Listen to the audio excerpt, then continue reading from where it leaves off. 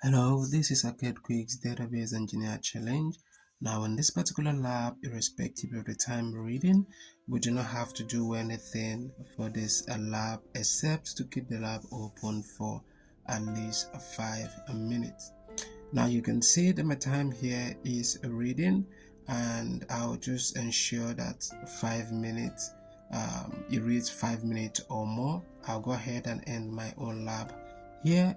But like I said earlier, you have to keep your own lab open for a minimum of 5 minutes. Alright, thank you for watching. I'll see you in the next one.